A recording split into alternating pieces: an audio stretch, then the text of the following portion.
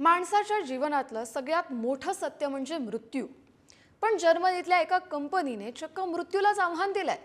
या कंपनीने मृतदेह गोठवून ठेवायला सुरुवात केली आहे. मृत झालेली माणसं भविष्यात पुन्हा जिवंत होऊ शकतात असं या कंपनीला वाटतंय. खरंच असं घडू शकतं का? पाहूया त्या रिपोर्टमधून. हे आहेत गोठवलेले मृतदेह. या मृतदेहांवर सध्या प्रक्रिया सुरू आहे. जर्मनीच्या बर्लिनमध्ये टुमारो बायो नावाची ही कंपनी मृतदेहांना गोठवून ठेवण्याची म्हणजे क्रायो प्रिझर्वेशन सेवा देते. भविष्यात जेव्हा विज्ञान खूप प्रगत होईल आणि मृत्यूवरही मात करेल तेव्हा हे गोठवलेले मृतदेह पुन्हा जिवंत करता येतील असा खळबळजनक दावा ही कंपनी करते.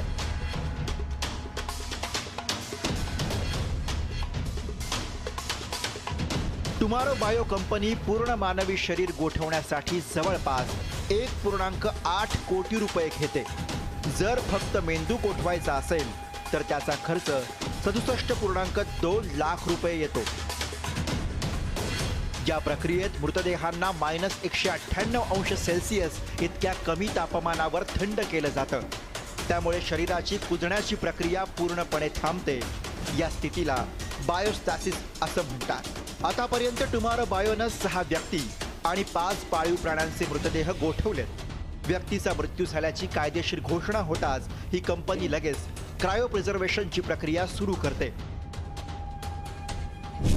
मृत्यूची बातमी मिळताच टुमारो बायोची खास वैद्यकीय टीम घटनास्थळी पोहोचते. मृतदेहाचं तापमान कमी करण्यासाठी आणि रक्तप्रवाह चालू ठेवण्यासाठी आवश्यक ती औषधं दिली जातात आणि कृत्रिम श्वासोच्छवास सुरू केला जातो. युरोपमधील मोठ्या शहरांमध्ये कंपनीच्या खास रुग्णवाहिका असतात. या रुग्णवाहिका मृतदेह क्रायो प्रिझर्वेशनच्या मुख्य केंद्रात घेऊन जातात. हे केंद्र स्वित्झर्लंडमध्ये आहे. तिथे शरीरातील रक्त काढून टाकलं जातं आणि त्याऐवजी क्रायो प्रोटेक्टंट नावाचं एक विशेष रसायन भरलं जातं. त्यानंतर मृतदेह एका खास स्टीलच्या कंटेनरमध्ये द्रव नायट्रोजननं भरला जातो आणि तो -198°C तापमानावर ठेवला जातो. हे तापमान स्थिर ठेवण्यासाठी पुढचे 10 दिवस खूप काळजी घेतली जाते. एकदा योग्य तापमान राखलं गेलं की हे मृतदेह क्रायोस्टॅट्स नावाच्या एका मोठ्या व्हॅक्यूम इन्सुलेटेड कंटेनरमध्ये साठवले जातात. विशेष म्हणजे 650हून अधिक लोकांनी या सेवेसाठी पैसे भरलेत. ते त्यांचे मृतदेह गोठवले जाण्याची वाट पाहत आहेत. यामध्ये फक्त युरोपच नाही तर अमेरिका, ऑस्ट्रेलिया आणि आशियातीलही लोक आहेत. हे तंत्रज्ञान क्रांतिकारक वाटत असलं तरी यावर अनेक महत्त्वाचे प्रश्न विचारले जात आहेत. सध्याच्या विज्ञानानुसार गोठवलेल्या पेशींना, विशेषतः मेंदूच्या पेशींना त्यांचं काम पूर्ववत करत पुन्हा जिवंत करणं शक्य नाहीये. ही कंपनी भविष्यातील तंत्रज्ञानावर अवलंबून आहे जे अजून अस्तित्वातच नाहीये. दुसरीकडे मृतदेहांना असं साठवून ठेवणं धार्मिक आणि सामाजिकदृष्ट्या योग्य आहे का यावरही चर्चा सुरू आहे. ही सेवा खूप महाग असल्यानं ती फक्त श्रीमंत लोकांनाच परवडू शकते.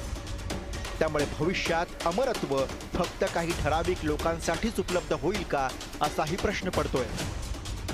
एक असं जग तयार करणं जिथे लोकांना हवं तितकं आयुष्य जगता येईल हा या कंपनीचा हेतू आहे. सध्या हे एखाद्या हायफाय सायटेक वेब सिरीज सारखं वाटत असलं तरी टुमारो बायो सारख्या कंपन्या मानवी जीवनाच्या मर्यादा वाढवण्यासाठी प्रयत्न करतायत. भविष्यात हे मृतदेह जिवंत होतील अथवा नाही पण ते पाहायला आपण मात्र नक्कीच नसू. श्रद्धा शिर्के, पुढारी न्यूज.